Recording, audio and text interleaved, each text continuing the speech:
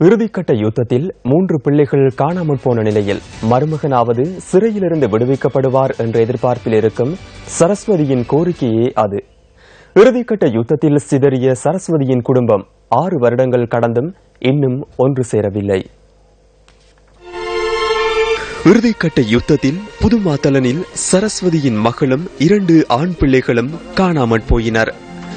பிள்ளைகளை தேடி அலைந்து இறுதியாக சரஸ்வதியும் மருமகனும் ராணுவ கட்டுப்பாட்டுக்குள் நுழைந்தனர்.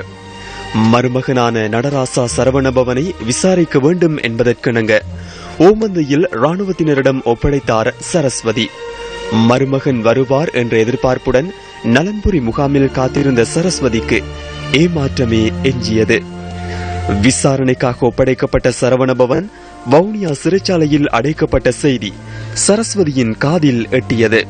அதன் பின்னர் சரவணபவன் அனுராதபுரம் சிறைக்கு மாற்றப்பட்டு தற்போது பூசா முகாமில் தடுத்து வைக்கப்பட்டுள்ளார்.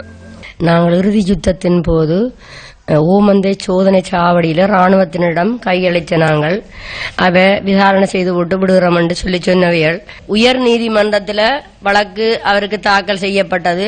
சிஐடியினரால் என்னோட மருமகனுக்கு தாக்கல் செய்யப்பட்ட வழக்கு ஒரு லொரி ஆயுதத்தோட அவரை நாங்கள் பிடித்ததாக எங்களோடு கூடி வந்து நாங்கள் ராணுவத்தினரிடம் கையளித்த எனது மருமகன் எவ்வாறு ஒரு லொரி ஆயுதத்தோடு அவர்கள் பிடித்ததாக வழக்கு தாக்கல் செய்வார்கள். அவர் இன்று வரை பூசா சிறைச்சாலையில தடுத்து வைக்கப்பட்டிருக்கிறார். இதுதான் என்னுடைய மருமகனுக்கு ஏற்பட்ட நிலைமையும் வரலாறும். 6 வருடங்களாக மருமகளையும் 2 பிள்ளைகளையும் மருமகனையும் இழந்து தனிமையில் தவிக்கும் சரஸ்வதிக்கு ஆறுதல் சொல்ல எவருமில்லை. நல்லாட்சியிலாவது சரவணபவனின் விடுதலை கனவு நிறைவேறுமா?